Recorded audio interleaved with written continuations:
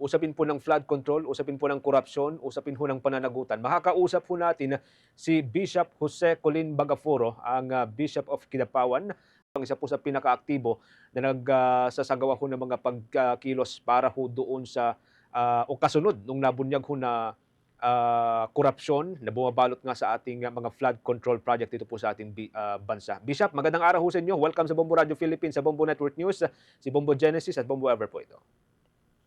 Good morning to everyone. Gandang umaga po sa inyong lahat.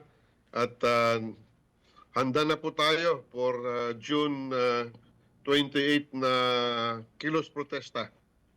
Opo. By the way, Bishop, tayo po yung napapanood sa ating 32 stations nationwide, including dyan sa inyo sa may bahagi po ng Mindanao area. Kuha po kami ng overview nito hong ating isasagawa na White Ribbon March.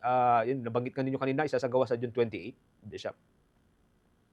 Itong kilos protesta natin ay pinangungunahan ng Interreligious Leaders Council for National Transformation. At particularly itong ating gagawing marcha, protesta ngayong June 28 ay nagbuo kami ng isang grupo, koalisyon, together with other cause-oriented group, mga civic and civil societies, at tinawag namin itong White Ribbon March. Magsisimula ito ng isang banal na misa para sa mga ibig nga magsimba alas 12 ng tanghali sa EDSA Shrine. At pagkatapos nun, magkakaroon tayo ng marcha patungo ng People's Power Monument. At hopefully by around 1:30 ay makapag-umpisa na tayo, 2 o'clock makapag-umpisa na tayo ng ating kilos protesta, yung ating pagtitipon sa People's Power Monument. Tatlo ang ating advokasya, ang ating panawagan. Unang-una ay seryosuhin at ang problema natin sa korupsyon. Ibig sabihin ay mula itaas hanggang baba ay litisin na, no? Ikulong na yung mga kurakot, ano? At pangalawa ay yung ating anti-political dynasty na isinusulong na dapat ay isabatas na. At pangatlo ay yung electoral reforms, no? Yung sistema ng pagboto natin, pagkaroon natin ng eleksyon na naging controversial noong last presidential election. At kasama natin dito, no? Maraming mga grupo na kung saan sila rin yung mga kasama natin noong trillion peso march noong September 21, November 30 at saka noong February 25. So yan po ang ating panawagan. Lahat po tayo na may galit, no? Lahat po tayo na gusto magkaroon ng good governance, no? Sama-sama ipahayag natin at ipakita natin yung ating tatlong adhikain, no? Korupsyon, dapat ikulong na ang mga kurakot mula itaas hanggang baba, at saka yung ating anti-political dynasty na agenda. Yun pong unang trillion peso march, Bishop, ay nangyari noong September 21, isinabay po ito sa martial law anniversary. And then sinundan po ito ng Bonifacio Day, November 30. Parang biglaan po ngayong June 28. Although nabanggit ninyo kanina yung purpose, pero ano to, talagang napili ho natin ang date na to, June 28, Bishop? Well, katunayan ay bago dumating yung tawag namin, bago dumating yung gagawing impeachment trial sa ating Vice President ngayong July 6 ang nakatakda. At pangalawa ay upang iparating sa ating Pangulong Marcos bago siya gumawa ng kanyang speech o ng kanyang agenda for State of the Nation Address ngayong July 25 yata, parang ganon. So sabi namin bago mabuo yun, bago magkaroon nun, mabuti na maipahayag natin muli ang pulso ng sambayanan. Okay. Bombarder, with your follow kay Bishop. Right. Bishop, malaki rin po yung naging papel ng inyo pong grupo sa nakalipas po na trillion peso march na nagresulta nga po dun sa nabunyag na flood control scandal. Sa ngayon, kontento na po ba kayo din sa naging aksyon po ng gobyerno ng Pilipinas sa naganap po na large-scale corruption, lalo na po sa pagpapakulong sa mga tinagurian pong big fish? Well, hindi pa tayo satisfied, kaya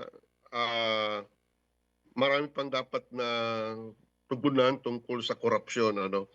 At naniniwala kami ay very substantial yung ginawang investigasyon ng ICI at dapat ay tugunan yon at seryosuhin at tingnan ng mabuti ng ating ombudsman at lahat dapat ay marami pang mga pangalan na lumabas, marami pang mga political leaders natin na kasangkot doon at inaasahan din namin na ituloy na at sabi nga namin mula itaas hanggang baba wala nang pinipili kung hindi ang kapakanan ng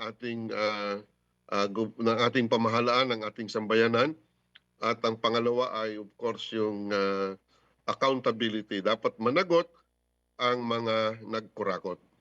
Alright. Bishop, mag-iisang taon na po mula nung nabunyag po yung corruption, especially po nung ika-4 po na State of the Nation address ni Pangulong Bongbong Marcos.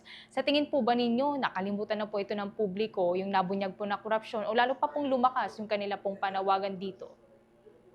Kaya nga, ayan ang dahilan kung bakit tayo makakaroon ng kilos protesta ngayon, sapagkat ayaw natin na makalimutan yung issue ng corruption. Natatakot kami, nababahala kami na baka itong mga political dynamics na nangyayari sa Senado at lalong-lalo na yung issues ng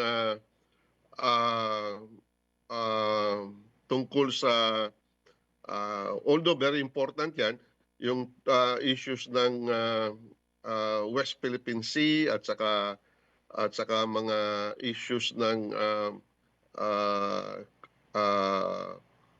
darating na eleksyon, matatabunan yung mabigat na issue ng kurakot, na siyang dahilan kung bakit ang ating bayan ay nagiging ganito. So isa yan sa dahilan kung bakit tayo ay mag-iingay muli at kakalapagin natin ang konsensya ng karamihan sa ating pamahalaan na huwag kalimutan at ipagpatuloy ang paglilitis sa lahat ng mga nagkurakot ng ating kaban ng ating bayan. Alright. Lastly na lamang siguro, Bishop, what do you expect po dun sa magiging State of the Nation address ni Pangulong Ferdinand Marcos Jr. na siya rin po mismo yung nagbunyag po ng nito nga pong malawakang flood control anomalies sa kanyang nakalipas po na zona? Well, isa yun sa mga dalawang main issues na in-expect namin na bigyan ng importansya ng ating Pangulo at maisama niya ano ang kanyang stand at ano ang kanyang priority sa in governance. Yung isa is yung litisin na ang korupsyon,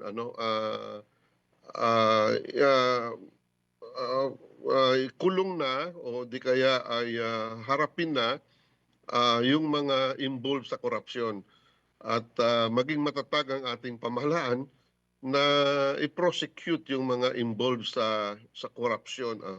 At pangalawa, in-expect natin na i-adapt or di kaya suportahan ng ating Pangulo ang batas na magkaroon tayo ng anti-political dynasty.